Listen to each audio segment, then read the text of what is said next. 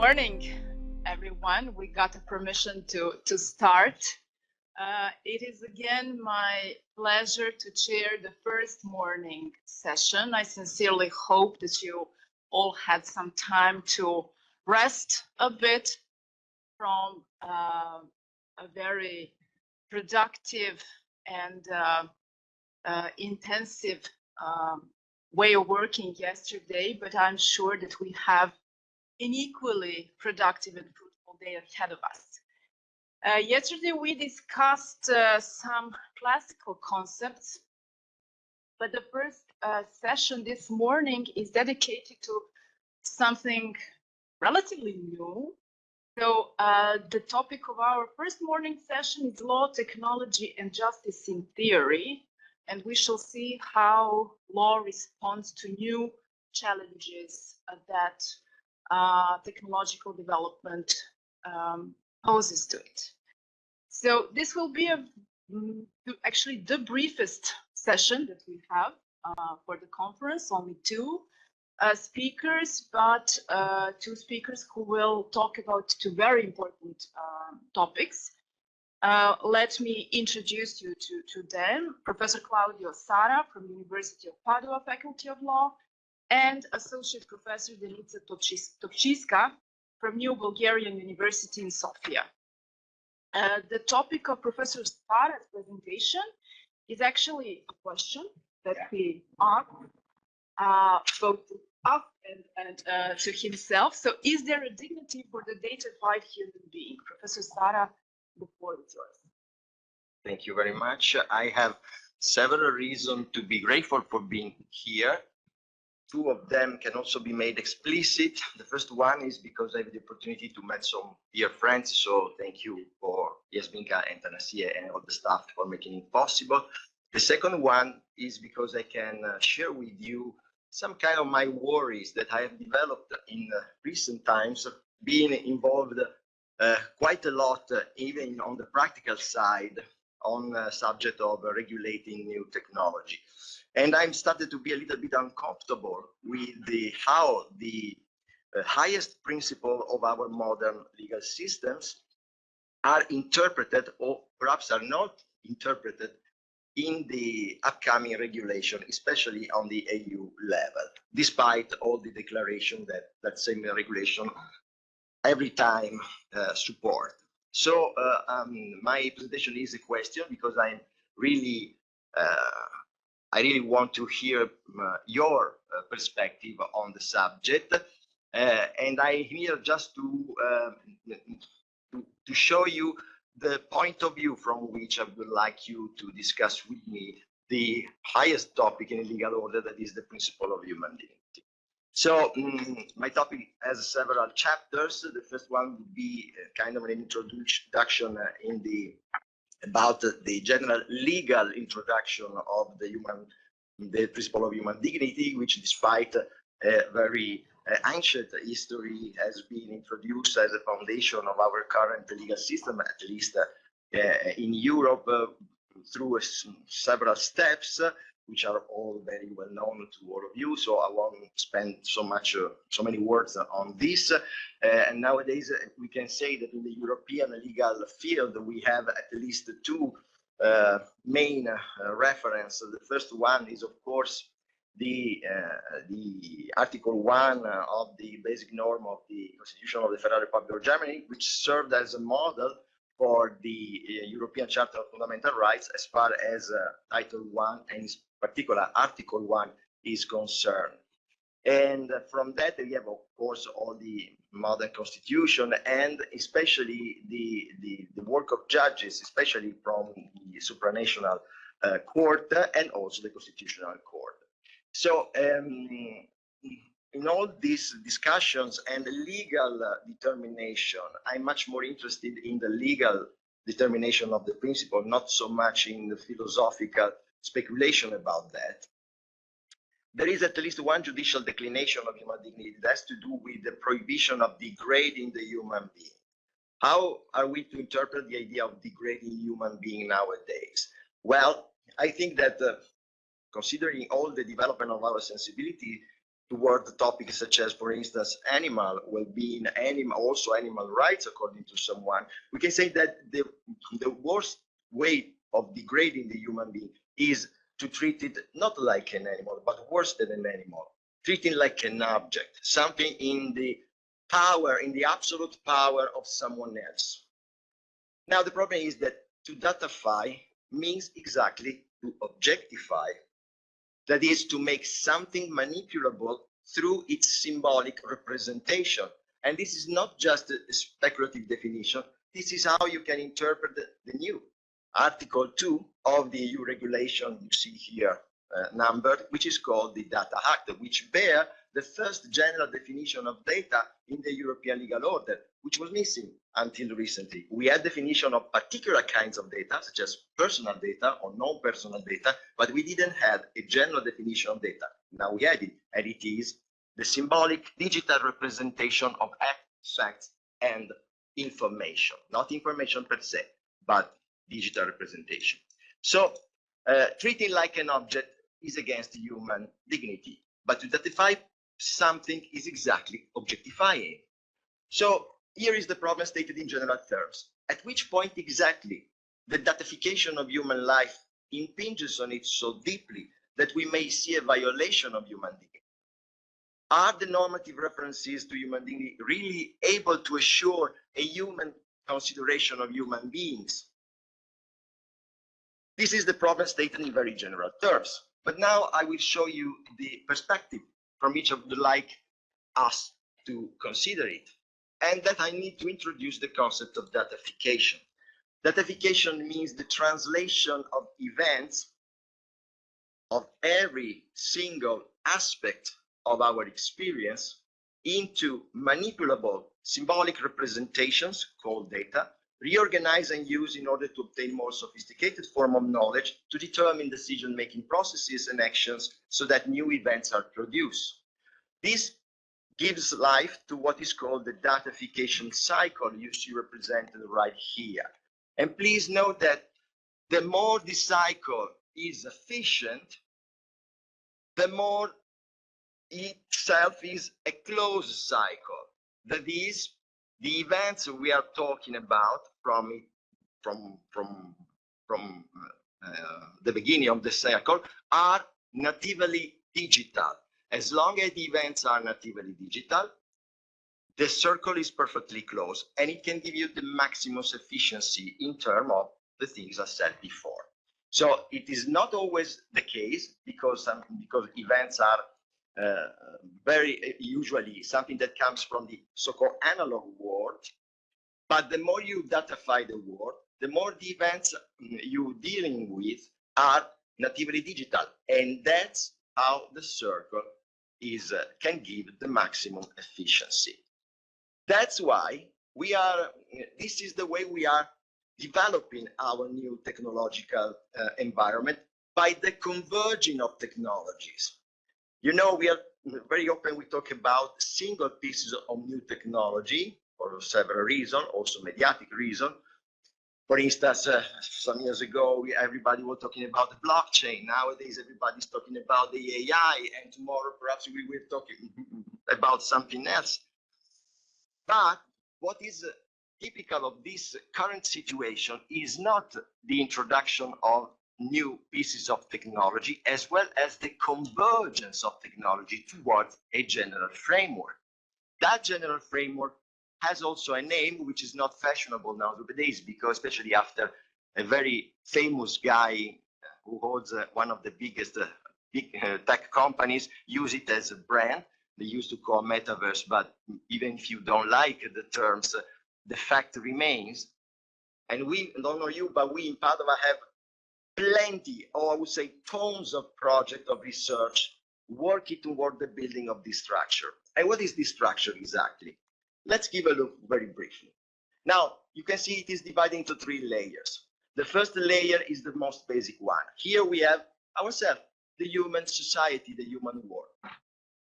We decided to build our world around us through a complex infrastructures, which is the hard part of the technological development, which you see right here.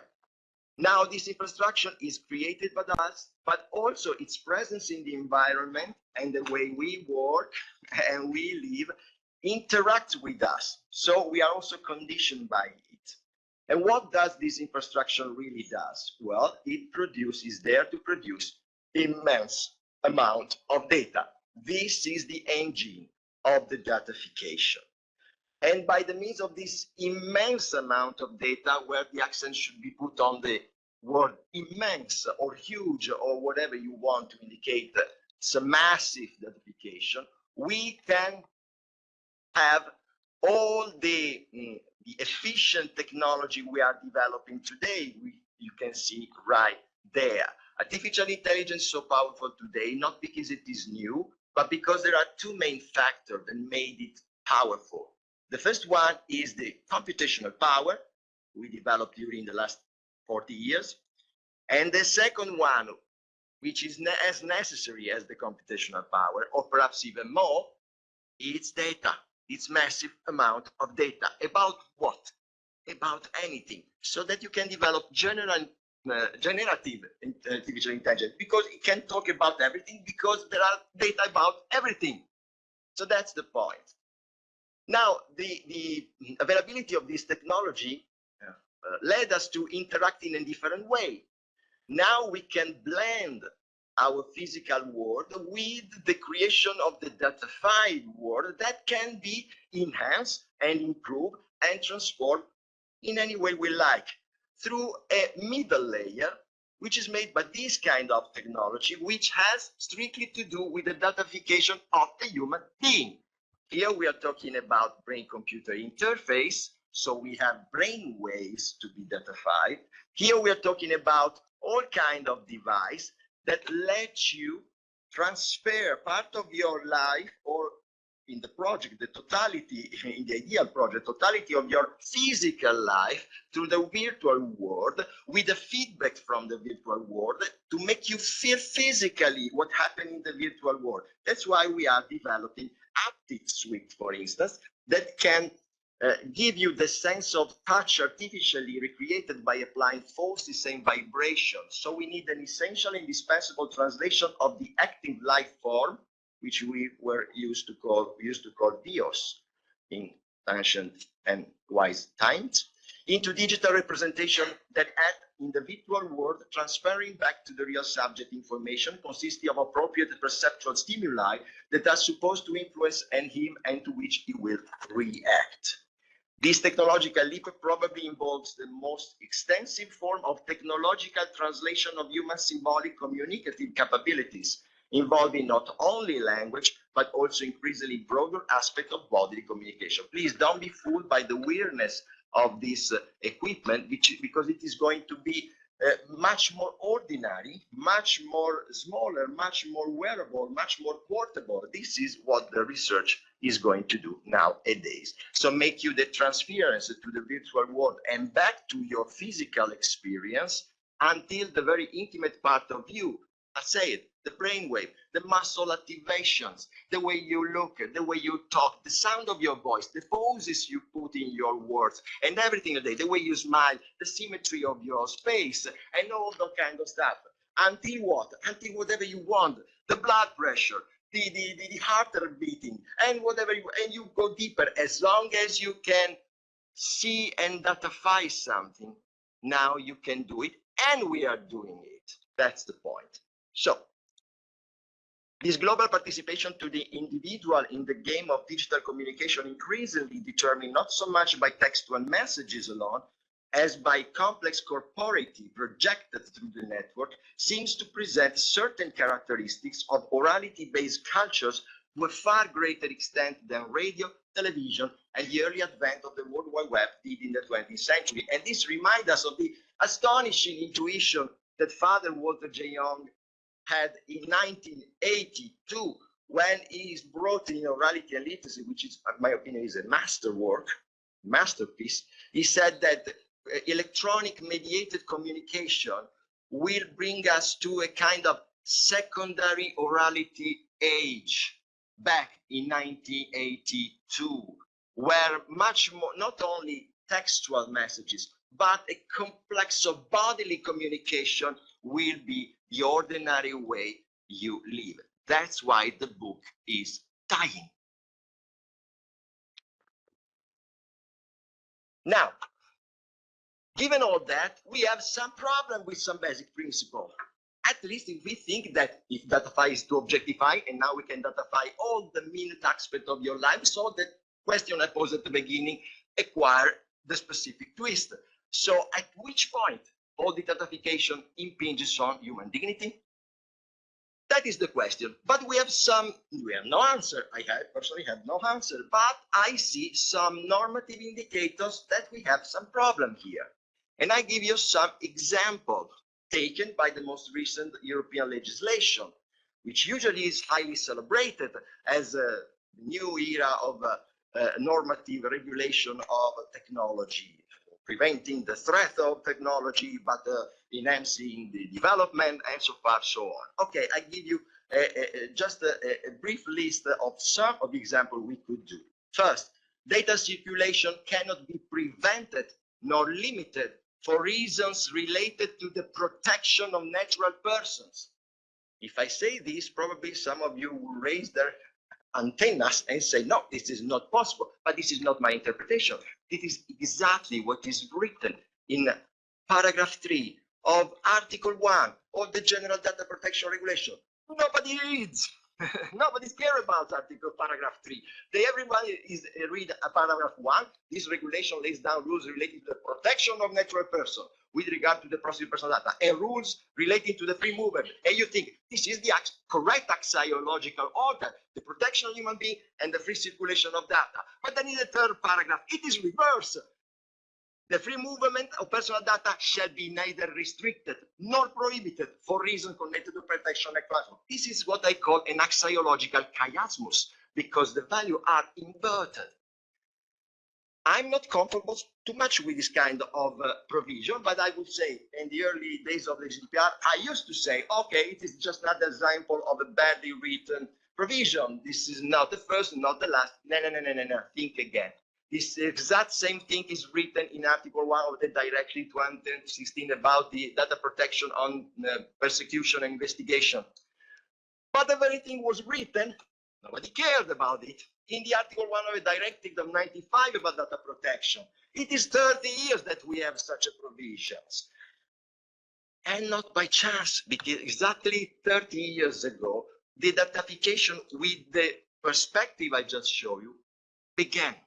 Not the datafication itself, the datafication projected in that kind of design, beginning 30 years ago. Example number 2, high-risk artificial intelligence systems can be used to exploit human vulnerabilities as long as they do not produce significant harm. If you have heard something about the AI, you probably have heard a lot of beautiful things. And for instance, you probably have heard that this kind of conduct are prohibited practice. Well, this is outright false. That's what is written in Article 5 in the last formulation, not the first formulation, the proposal of 2021. It is prohibited the placing on the market of systems that exploits vulnerabilities of a natural person due to their age, disability, or specific social situation with the objective or the fact of materially distorting the behavior of that person. And at this point, I would say, this is a violation of human dignity. What else it is violation of human dignity if not it is exploiting a vulnerability, disability with the intent or the effect to distort the behavior. We used to say as jurists, the harm is in re ipsa, we should say.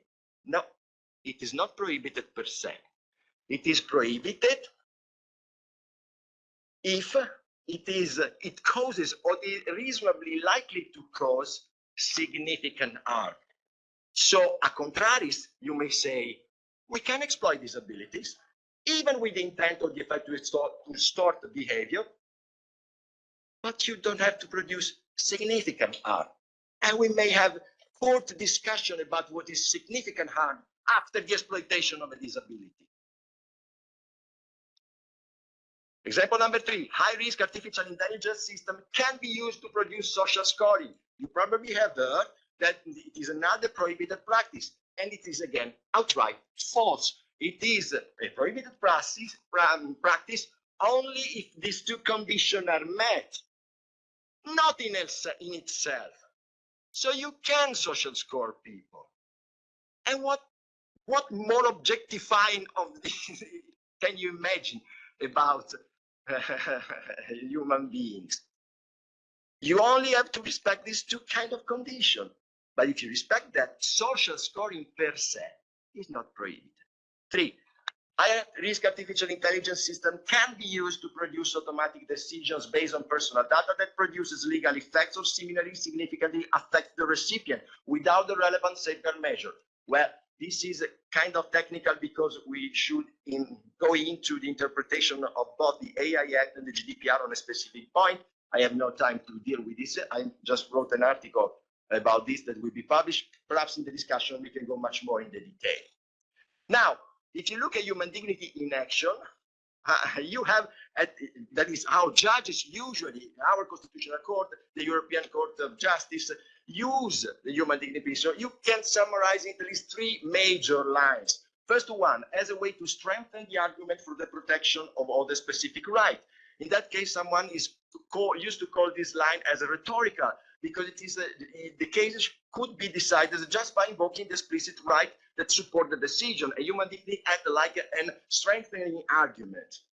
The more interesting are the other 2, as a concept related to specific self-determination of a subject, especially in bioethics, or as a negative limit to some practice, such as was the interpretation on Article 1 in Kantian terms of the basic norm of the German Constitution. So the first use, someone could say it is rhetorical. The second use, it is interesting, which is it rely on the autonomy of the subject, but it is not how the legislation is going.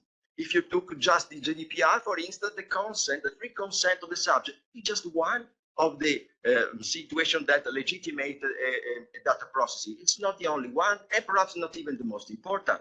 And then there's also a deeper problem I cannot deal with, but if you remind me in the discussion, I will be happy to say it.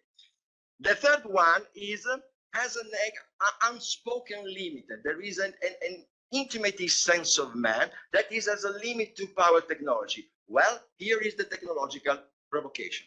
What is this sense of man? Is that empirical? Well, then it is datafiable. So human dignity is not a limit of our datafied practice because it is a concept internal to our datafied practice.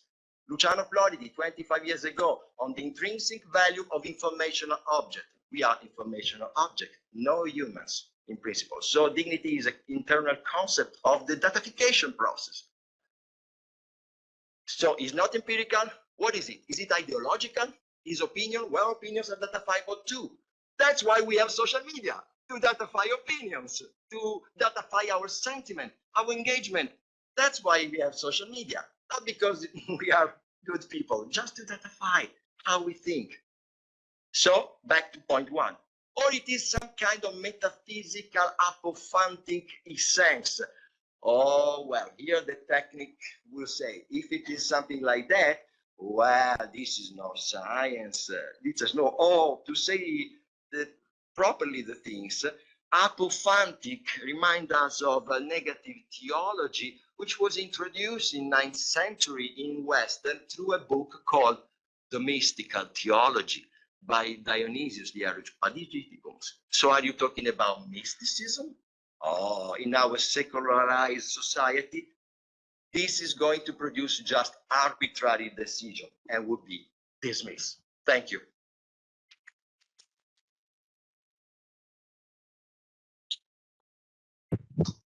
Thank you, Professor Sarra, for this extremely interesting presentation. If I may say, it's a bit least worrying, if not even more terrifying, to hear about the risks that datafication poses to us. Our next speaker is, as I said, Professor Denitza Toptchiyska. The topic of presentation is Philosophy and Theory of Freedom and Empowerment in the Digital Environment. Let me just stop sharing Professor Claudio's video and share your PowerPoint.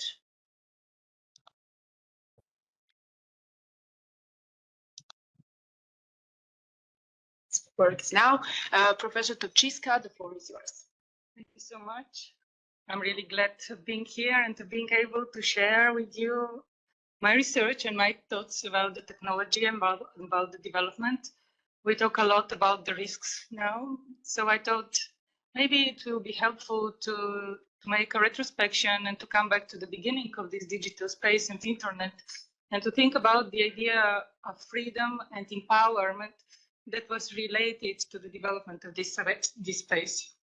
So, to change it, just this. You want to try now? You can do it with this one.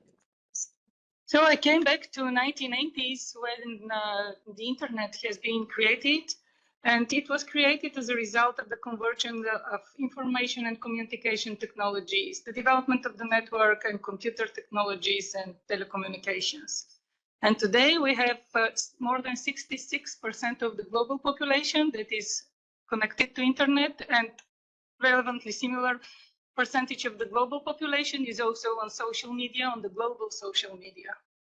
From the very beginning, the technical experts and also the legal and political philosophers, they thought and they saw this digital space as an opportunity for rediscovering and reinforcing a global culture of individual freedom and empowerment. However, 10 years ago, with the revelations with Edward Snowden and also the Cambridge Analytica case and the ongoing tensions between the states and social media, we see much more risks about the privacy, public security, the spread of disinformation, fake news, and now the concept of data, how it's called, the concept, datification of the human being. Yes, there are a lot of risks about this space.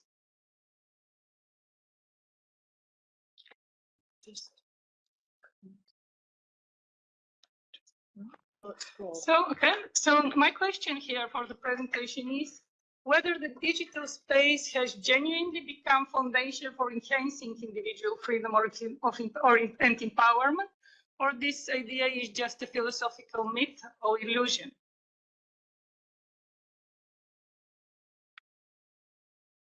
In my presentation, I go through 3 logical steps. First, I think about the regulation of the theory of regulation of the global digital environment between political ideas and legal regulation. Then I think about the regulatory approaches and maybe the most influential ones that we have at the moment, the one of the European Union and the United States. And I see these approaches through the lenses of the legal systems and human rights. And then I have an example of the Meta Oversight Board as a self-regulatory effort to establish a global regulation in this digital environment. So when we think about the creation and the establishment of the internet, it's usually said that it was a result of the specific prevailing political and economic culture in the United States back in the 1990s. And then very influential about this creation of this digital space were the ideas of cyber libertarians. And what were their ideas? In fact, they saw the digital space, as they call it, cyberspace, as an independent domain, analogous to the physical world, possessing, however, its own sovereignty. So they thought that the traditional legal regulation established by the states should not be applied to this digital space. And they found 2 reasons for this. The first one was the technological characteristics of the digital space, and they defined that, in fact, the digital architecture of the network, the technological architecture, is not suitable for the state regulation. But they also based their ideas on the philosophical ideas of the libertarians, and they said that it's very important that it's a non-material space where the personal autonomy, individual freedoms, and free market of economy with minimal government intervention should be supported. So they definitely opposed to the establishment of legal regulation in the cyberspace, including through technological design or targeted funding. They thought that digital space should be governed again by new social conventions created outside the nation states based on new social contracts founded on ethics, enlightened self-interest, and common will. The key value that they promoted through the digital space were freedom of expression and universal access, as well as economic freedom driven by innovation. That's how they saw the digital space in difference with the real world. In this context, the freedom of empowerment of individuals in the digital space were viewed as liberation from the constraints by the state regulation.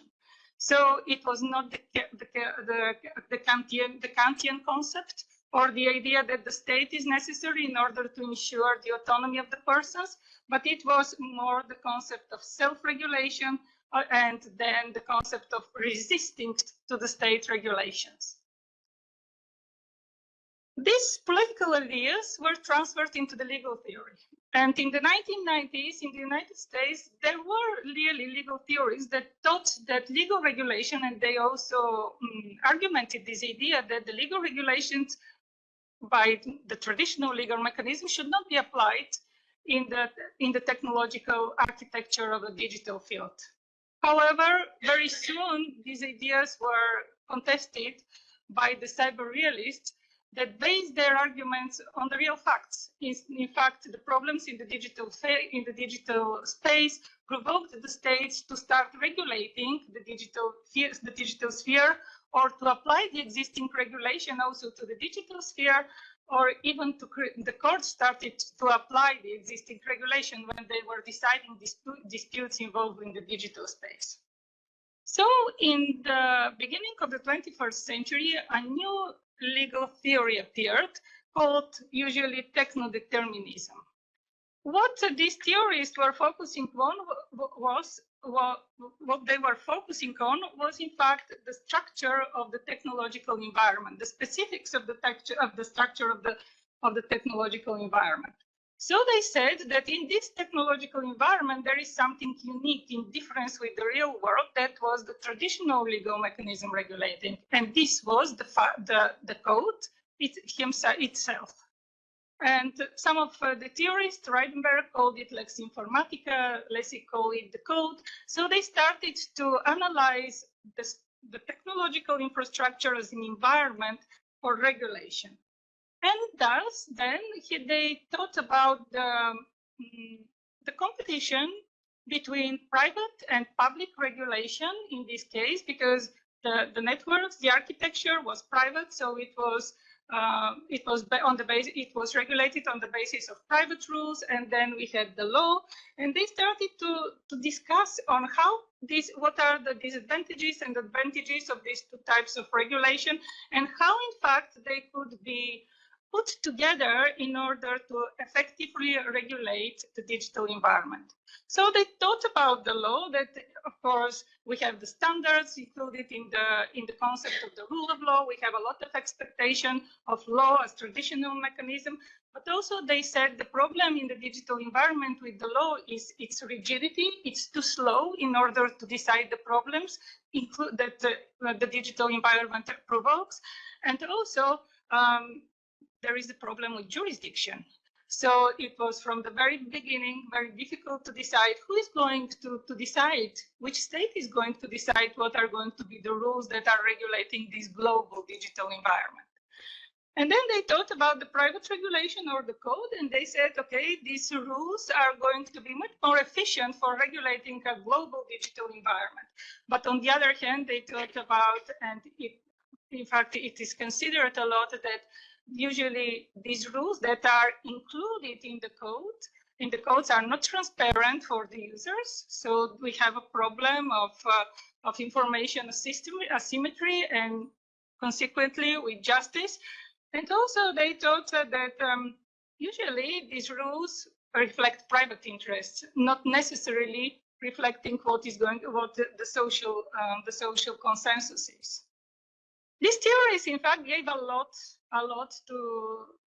to the regulatory approaches that were further adopted by the United States and also by European Union, and on which are based, in fact, our new regulations in the European Union. However, they didn't talk a lot about the role of individuals and how individuals are in fact free and empowered in the digital space. So generally, the regulation is seen as a one-way process from the people who can coordinate or who can regulate towards the individuals. However, further, in the mid of the 2015, I think, a new theory appeared called theory of network communitarism. And the idea of this theory is that the structure of the technological architecture of internet, in fact, gives the possibilities of gives the possibility of individuals to work together or to communicate together in groups. And so when there is a competition of jurisdiction between the nation states, in fact, they have the power and they have the choice to decide which rules they are going to apply or not to apply. So there is a kind of freedom in the digital space due to the impossibility of the state to apply effectively their legal rules and also to apply coercion.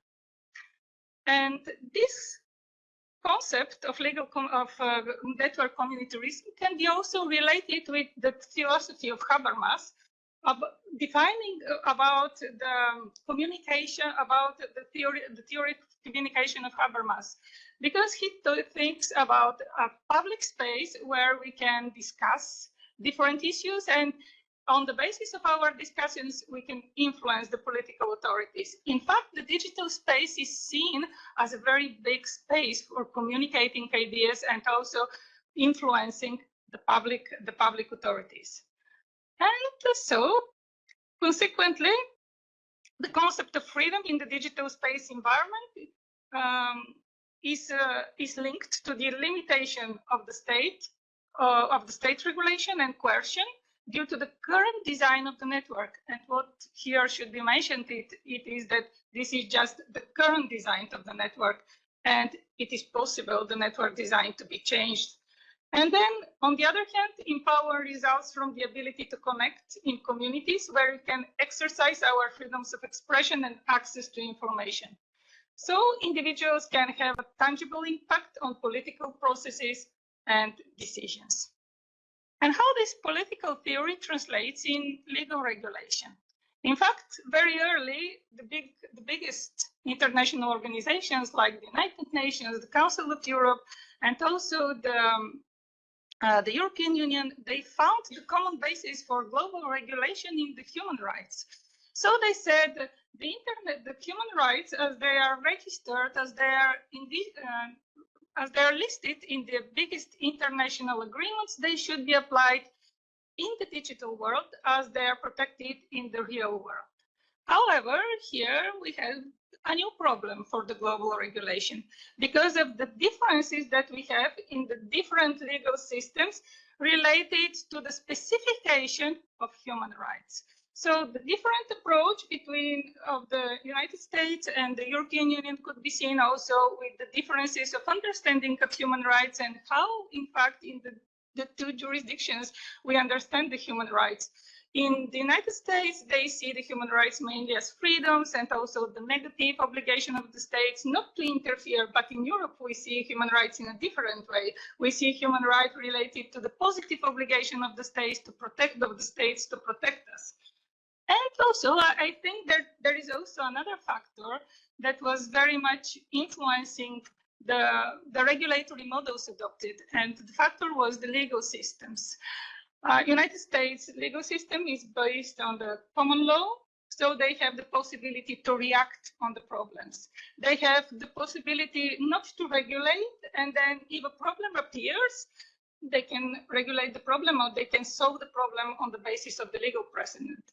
But indeed, it's not possible in the continental legal systems because we need an abstract general regulation, and when we have to base the judicial decision on something, we need a legal basis for this. That's why the European Union, in my view, started very big efforts to regulate. And these efforts are seen at the moment with the General Data Protection Regulation and also with the Digital Services Act, with the Digital Markets Act, the act related to the artificial intelligence and to the data that they adopted. But this is quite a difficult effort. And I must say that there is something that, in my opinion, is we don't note so much. It's a bit overseen, I would say, and especially in Eastern Europe. In fact, what the regulatory model on which these legislative acts are based are very general concepts, very general rules, and then the flexibility and the specificity of these rules is expected to come from soft law and self-regulation. But in Eastern Europe, self-regulation for many years was not used and it's not known. So these rules, in fact, these are not working. For example, for the General Data Protection Regulation, there are a lot of possibilities for using self-regulatory tools, but there is only one code of conduct from Hungary, by the way. So because I don't have much time, I just would like to show you something, maybe as something for question or something to discuss and to think about. And this is the self-regulatory effort made by Meta, and they created in 2020 a group called Meta Oversight Board. And this oversight board, their general objective and their aim is to decide the most controversial cases regarding content on the social media, Facebook, Instagram, and so on. And they also will support the policy development of the network. Just something as information, the policy, when you see the network policy, what they state is that their policy rules are translated in more than 80 languages. And they say that they apply the same language, the same rules over the whole network. What I would like also to say is that in the work of this self-regulatory tool or Meta Oversight Board, I kind of see again a reflection of the idea that the freedom of the digital space is in fact the resistance to the state regulation. So how I see it, in fact, when the Meta Oversight Board takes their decisions about the content on social media, they say that they apply the UN guidelines for implementation of human rights. And then, if a decision contradicts the legislation of a specific country, but does not conflict with the network policy, the content is removed in the country while remaining accessible in the other parts of the network. So, it is possible not to have any content in a specific state because it contradicts the legislation, but it is very possible to have the access to this content from all the other jurisdictions because they don't contradict their legislation and also the policy rules of the Meta Board. So it's an example of a global regulation and how it's made by self-regulation. I understand that for us as Europeans, it's very difficult to accept this libertarian idea of liberty, of freedom, when it's related to the resistance to the state regulation.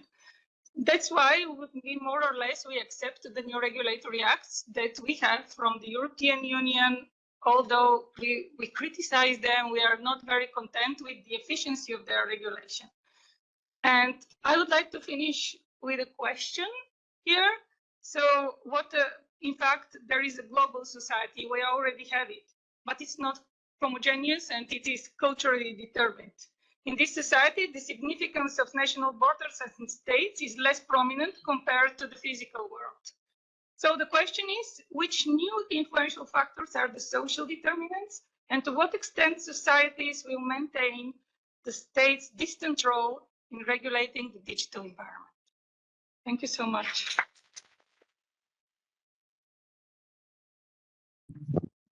Thank you, Professor Toptchiyska, for raising so many important issues. The fact that the area is under-regulated, is really problematic. And while I was listening to you, it crossed my mind that, for example, the United Nations Human Rights Council has no special procedure, thematic special procedures on the issue of human rights and their protection in the digital environment, which is really, again, a reason to ask ourselves, why is this so? Because other challenging issues are dealt with by this kind of procedure before the UN. I now open the floor to any comments or questions that you may have. Professor Milinković, please. Thank you very much. Really enjoyed listening these two presentations. Made some notes about some of the theses. First, a comment regarding Claudio's presentation, which was very interesting. And it is more a comment because he put the accent on legal aspect. I will talk about maybe more about ethical perspective. There are, in my opinion, several issues that are relevant and that can potentially influence the legal regulation of this problem. Several years ago, I published a paper related to the possible recognition of the legal status of AI-based systems, and my conclusion was that it is not possible without achieving appropriate moral status of dignity bearers. I applied Ronald Dworkin's concept of human dignity, and it is not possible to apply the concept of authenticity on AI-based systems at this moment. Only possible way would be to allow unrestricted process of machine learning, which would be very dangerous and should be avoided.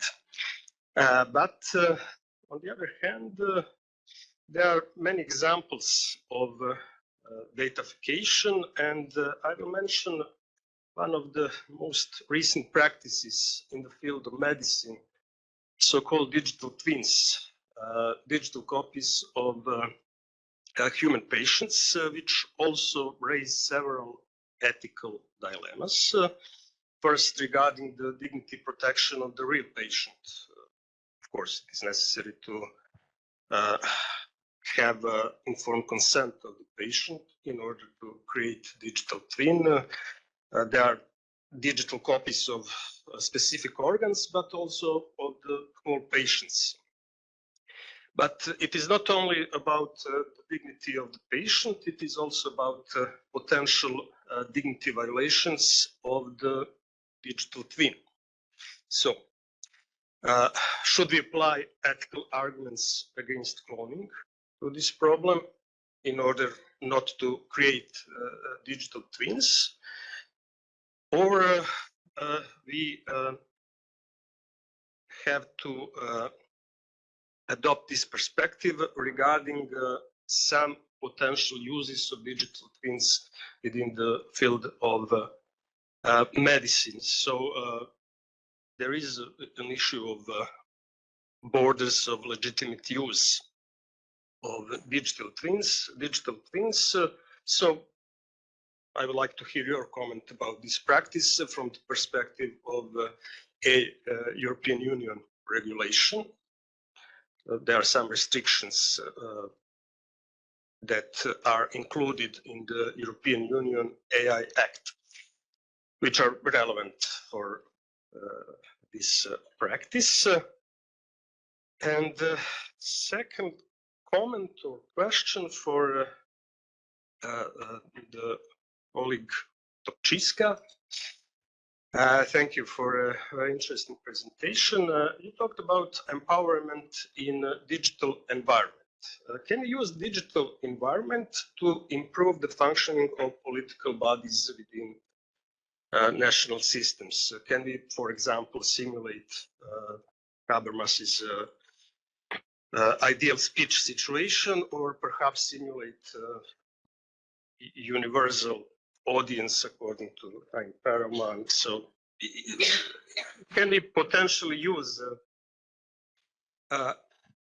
these kind of systems to achieve better political decisions and under which conditions? Thank you.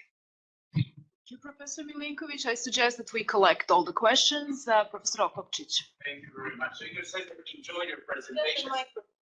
Oh, sure.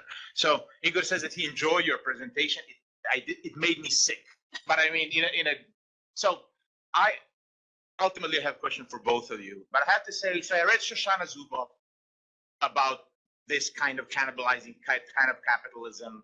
I read Yves Citon about mediarchy, et cetera, but this kind of with very specific examples, kind of, well, probably you wanted to achieve this, gave me a very, very sinking feeling. So my ultimate question is, I would like you both to meditate on the ideological, symbolical underpinnings of this regime. Namely, why is it so hard to go in a direction which I assume you would want to go?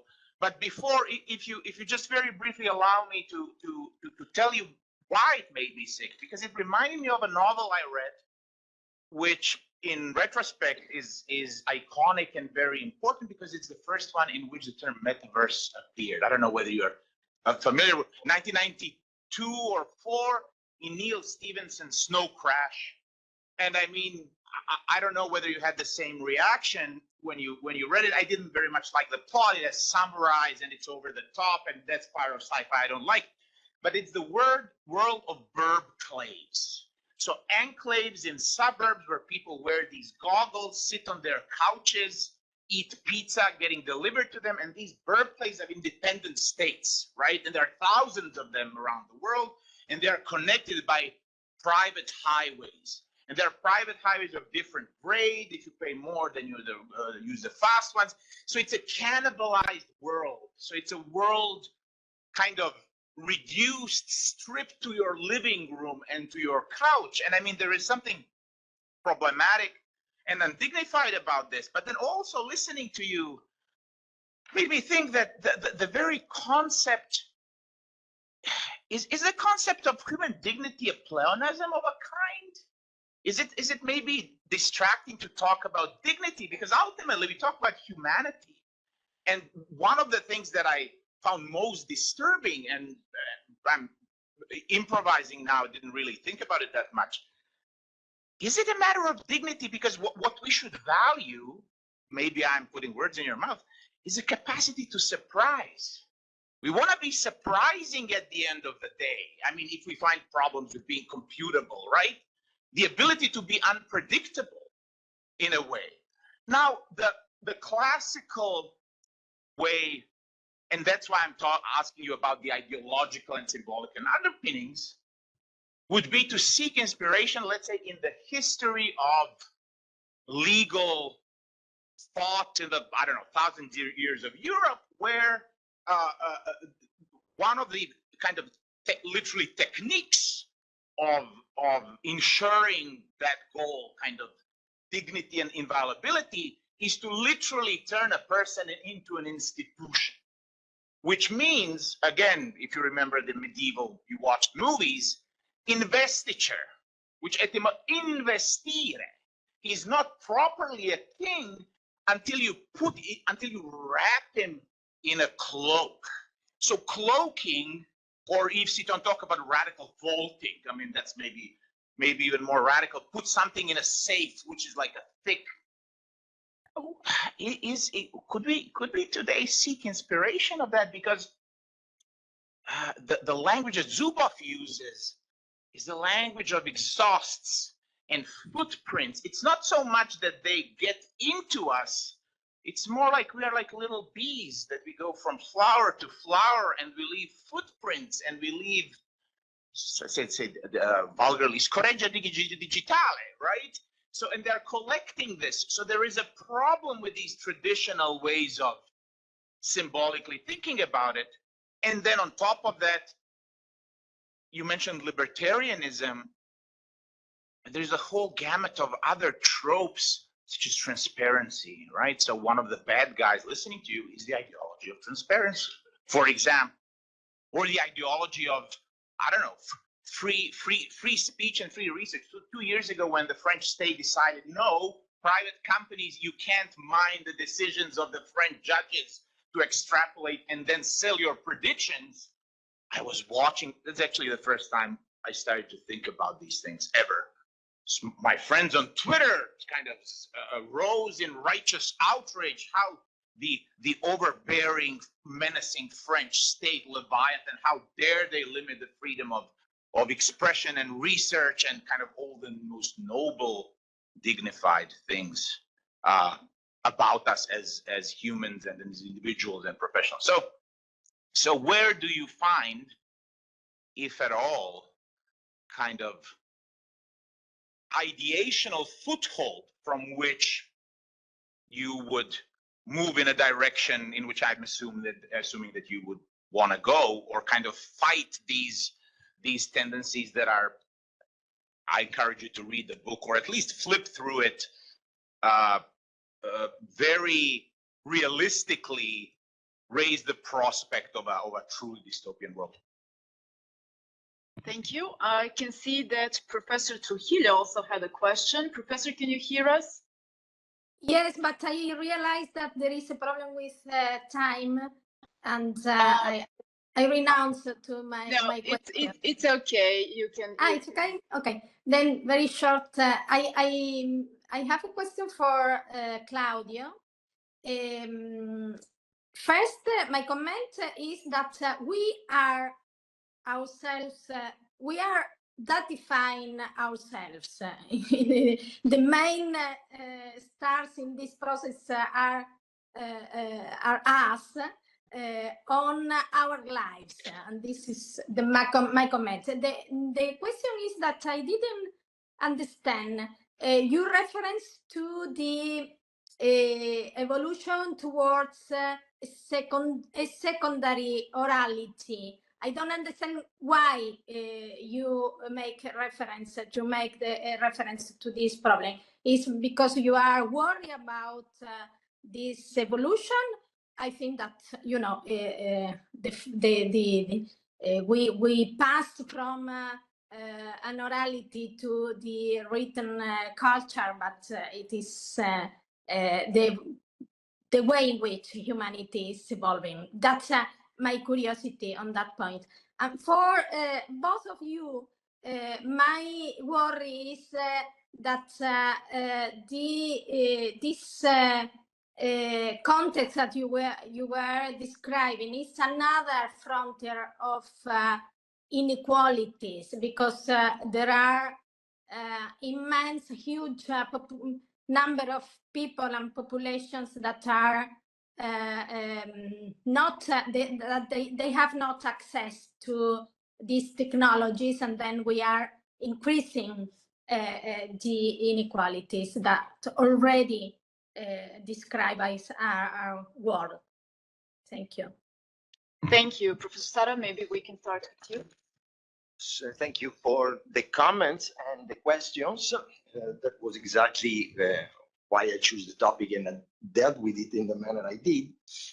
So I add comments to comments in a way, because as I said in the beginning, I do not have answers to the point. And underneath my presentation, there is, of course, one major point, which is the need to think again, to rethink and think again the basic categories we have been using in the 20th century to build our legal system on, because something is changing in a way that perhaps have gone over a certain line.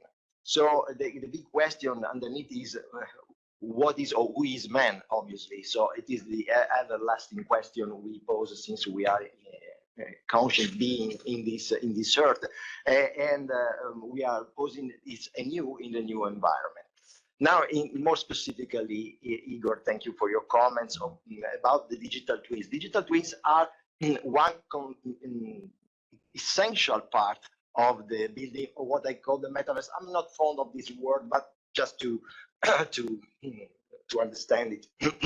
It is a main part, along with the virtual reality, augmented reality. Digital twins are component of this, and especially in applications such those you mentioned, that is medicine, for instance, they can bring a lot of benefit, not only in terms of research and study, but also to overcome some specific legal problems. For instance, by developing what they call synthetic data, which are taken not as identifiable data, but they are built upon models, which are replica of, or at least some kind of twins of the human beings. But since the model is being created, it's not a person, so the synthetic data you can take from that has no problem in terms of data protection, as long as that protection applies primarily to personal data. So, but the digital twin in the healthcare is just one element of a much more complex idea of health system we are building, which is made not only of datafication and creation of digital twins, but it's made of a complex of converging technology again, which dealt with something like edge computing, cloud computing, 5G, which all have to interact in the building of a new idea of health system that blends together virtual, augmented, and with the goals of hopefully to cure people or take care of people, hopefully. So as far as the EU legal regulation about this specific, not the digital twins per se, but the way we are building the healthcare system, we are in a transition time. We are just approved, it's not actually enforced, the health data regulation, for instance, which has some overlapping toward the data protection regulation, and we still have, we don't know exactly how these acts are going to interact. The very same consistency of the AI Act with the Data Protection Regulation is under scrutiny right now. And the first things the article whose title I just showed had exactly this goal, to show that if you go deeper and try and face a scenario, high-risk artificial intelligence system who takes decision by processing personal data, you are the overlapping of two regulation. Well, what's happened? And you can see that it is not exactly as smooth as it should be, the regulation, but there are some shortcomings that would be practical, critical situations. So the EU has made a huge effort and is still going to do this effort, because the framework is not completed. We have no regulation about the copyright problems in the AI system. We have a directive on the civil liability, which is still in itinerary. So the framework is not completed. But the problem is not the single legislation. It's putting together all this in the practical situation. In the healthcare system, we are changing our level of interpretation of what an healthcare system is supposed to do and doing. So digital twins is a big achievement and can bring a lot of useful things, but it will be just a brick in a much complex wall, whose regulation is still all regulation in practical terms, not the lax, the abstract lax, the regulating of the single cases. This is a story that is yet to be written, completed.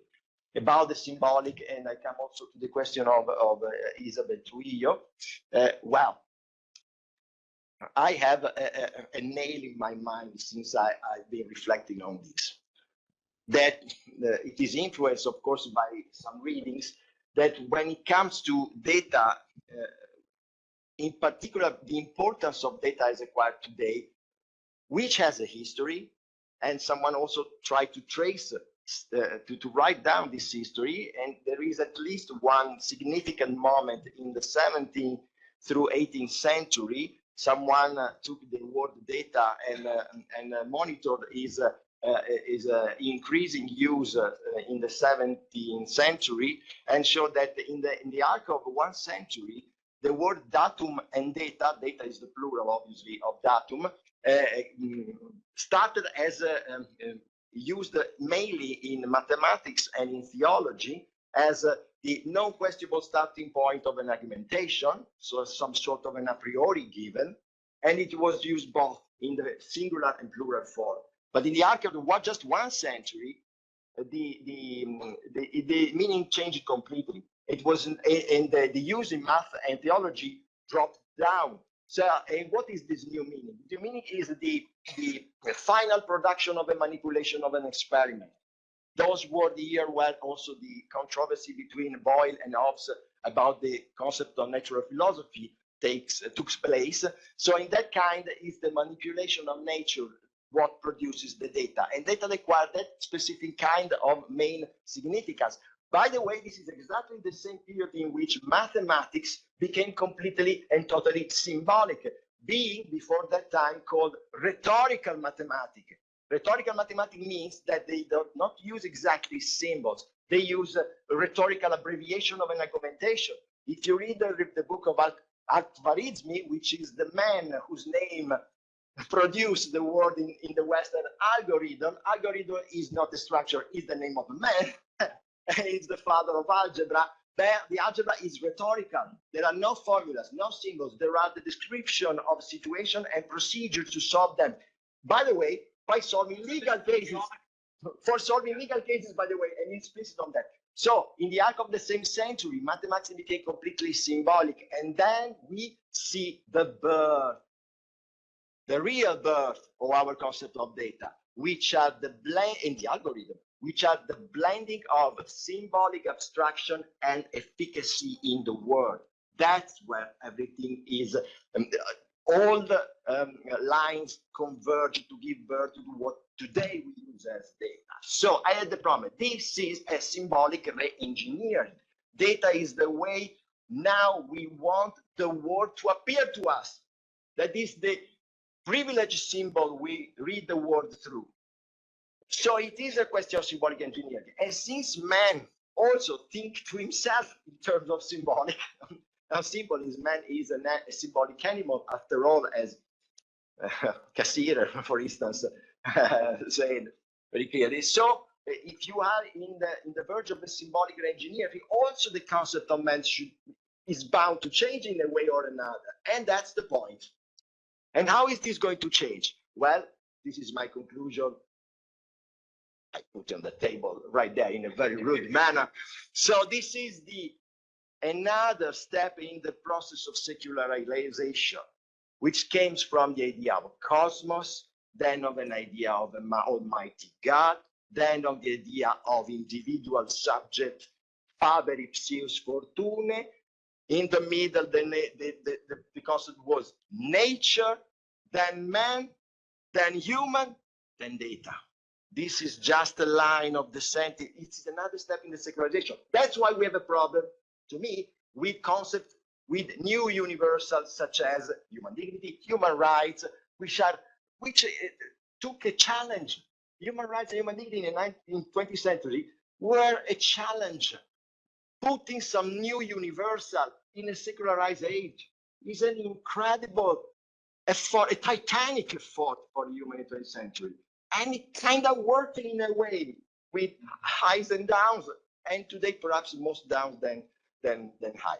Isabel, I talked about Ong because I would have a lot to say on the point, and I would like you to be here with us to talk during the lunchtime of the dinner on the subject, because when in 1992 Ong talked about secondary orality, he used this concept as a development of the idea of the primary orality cultures, which were those cultures which are not based on writing, but actually more.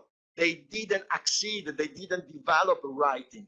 In that kind of situation, Ong describes very well how the symbolic construction of human world took place when you cannot rely on writing, which we can hardly understand, because when you think about a word, you cannot but think about the written word. Such a transformation has happened when we change our symbolic engineering from orality-based culture to written-based culture. And in an orality-based culture, what is at stake is not just a symbol of a symbol, that is a sign which is a symbol of a voice, as Aristotle said in, I remember perhaps the Anima, a symbol of a voice which is a symbol of the passions of the soul, something like that. In that situation, man is communicating with another man with the entirety of his presence, which includes bodily manifestations, rhythm of the voice as a sound, not as something that finds its dignity in a written sign. A sound is alive by definition because it's coming from a body. It's also a bodily manifestation. So I cited the Ong because this was very interesting in a situation in which, by the idea of, it's called the metaverse, just use this word, which is not the right word, but to understand, in the metaverse, you are newly developing this kind of holistic, bodily way of transfer your presence in a communicative way to another. Of course, with new means, and surely Ong could have imagined that kind of means. But nowadays, someone has prolonged the idea of secondary orality into what they call the tertiary orality, which is much more similar to primary orality as we may imagine. So it was just in that sense of enhancing and enlarging the means of communication, which include aspects that the written communication put aside, transforming our world. I think I have a comment for everyone, answering no one, but. Would you like to ask me a question? Thank you so much for the comments. I will try to give a very short comment to your comments, and I will try also to combine the two of them, because I think there is a very close relation between them. In fact, from the very beginning, it was very obvious that the footprints that we leave in the real world are quite different from the digital world. So, and these footprints are also called data, and these data could be quite different. And also the question of data that we leave in the digital world, and who can see them, and who can combine them, and who can process them, gives a lot of things gives a lot of thoughts for the political process, and whether individuals, in fact, in real, can influence the political process. And after talking yesterday about the deficiencies in the liberal democracies that we live in at the moment, I think that the digital environment is maybe the only way in order to resist these deficiencies. And at the moment, I think that we have a very strong support at the European level. And I think that it is like this because there is still a very strong effort to ask the states and to ask the companies to delete all the information that they have collected about the individuals who are in the digital world. But the problem is it really effective? Do we really have our data deleted from the real world, or somebody has already collected it and used it in one way or another? And I really believe that an active position of more individuals is maybe the most important thing here for the development of this so-called digital environment of digital world. Thank you. Do we have, Bojana, do we have just time for one more comment? We don't have time. Maybe over. I mean, it's 10:15. Our coffee break is over. Okay. I didn't realize that. I didn't realize it. Is it brief? Well, you just said that a certain reply to the deficiencies in the liberal democracy that we noticed yesterday could be the digital environment. I mean, at the same time, we see, and you have referred to it as well, I mean, we see the theft of the online identities, the manipulation with those identities through sophisticated profiling of the voters, and then manipulation with their by sending them sophisticated messages, using of social platforms to overpower actually meaningful political debates, using of Twitter and other accounts to actually bypass third-party campaign regulation, which is another form of corruption. So I mean, we all see it also more as a threat than as a help. Not just as a threat, but actually that it is severely menacing the concept of popular sovereignty and free and equal elections. So where do you see actually way out? I mean, Meta oversight board is as you said, a non-governmental, and I don't think Bojana has hinted to it by referring to the United Nations Human Rights Council. I don't see any potential there either, actually. So where is the way out? A governmental not a government, intergovernmental regulation, global? We have already tried this. In fact, there are two ways. One is the regulatory one, and the European Union decided that they're going to take this one. And there is also a regulation on the political campaigns and how how the information should be proceeded during these campaigns. But what I was focusing on, that this regulation, because of the structure of the technological architecture of this digital environment, cannot be effective in the way the traditional legal mechanisms are effective. That's why all these regulations, all these acts, legal acts, in fact, refer very heavily, and they rely very heavily on self-regulatory mechanisms, on fact checkers, on other codes of conduct, and so on.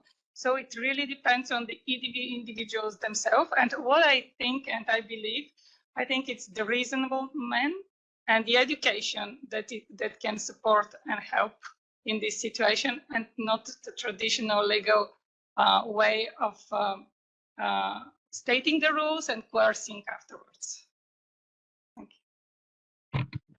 Thank you. Thank you to both speakers, to all the participants for the very interesting and fruitful discussion and your elaborative answers and comments.